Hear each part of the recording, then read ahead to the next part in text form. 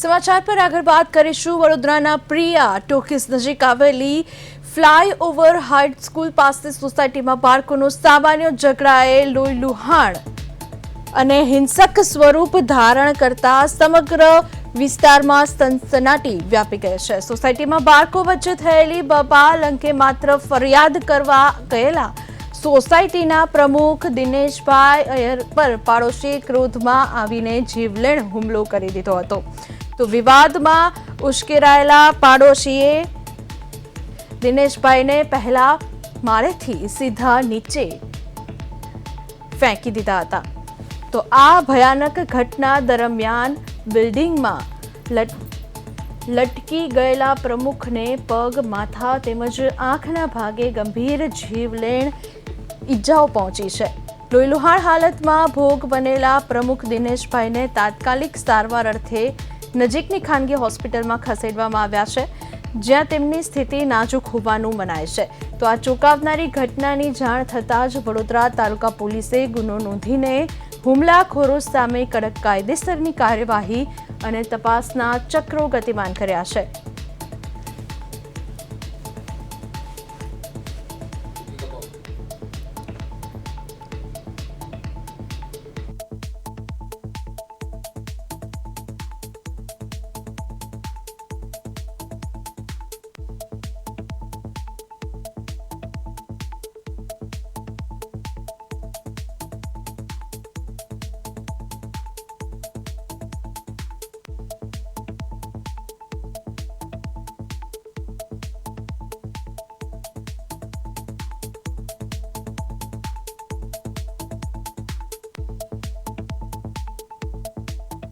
ત્રણ દિવસની બબાલ છે।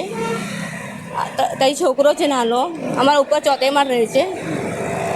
એને કહેવા ગયા અમે કે તમારો છોકરો સંડાસ કરે છે ગાર્ડનમાં, પેશાબ કરે છે લિફ્ટમાં,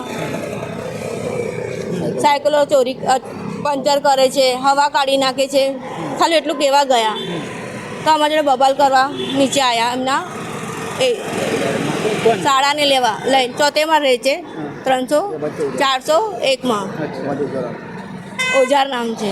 પછી શું થયું?